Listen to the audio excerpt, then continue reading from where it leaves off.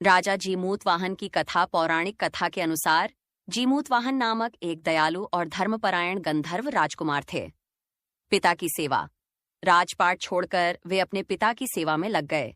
नाग माता का दूहक।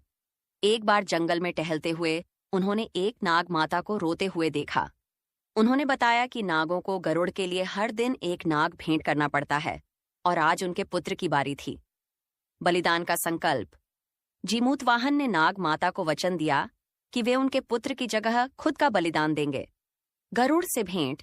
उन्होंने नाग के पुत्र के बजाय खुद को कपड़े में लपेटकर गरुड़ के सामने प्रस्तुत किया। गरुड़ ने उन्हें अपना शिकार समझकर पकड़ लिया, लेकिन जब उन्हें पता चला कि यह कोई और है तो वह हैरान हो गए। गरुड़ का वरदान। जीमूतवाहन के साहस और त्याग से प्रभावित होकर गरुड़ ने उन्हें जीवन दान दिया और सर्पों को अपना भोजन बनाना भी बंद कर दिया।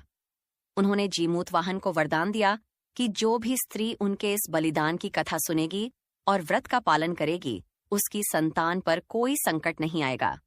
चील और सियारिन की कथा। व्रत का संकल्प।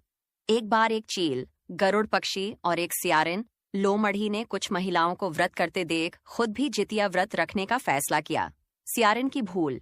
व्रत के दिन शहर में एक व्यापारी की मृत्यु हुई और सियारिन भूख बर्दाश्त नहीं कर पाई।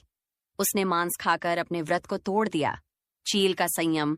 वहीं दूसरी ओर चील ने पूरे संयम के साथ व्रत का पालन किया और अगले दिन पारण किया।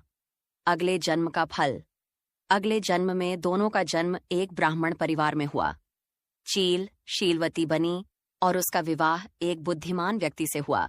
सियारिन कपूरावती बनी और उसका विवाह एक राजा से हुआ।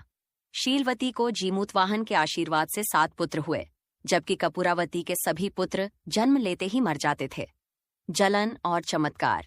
शीलवती के पुत्र बड़े होकर राजा के दरबार में काम करने लगे।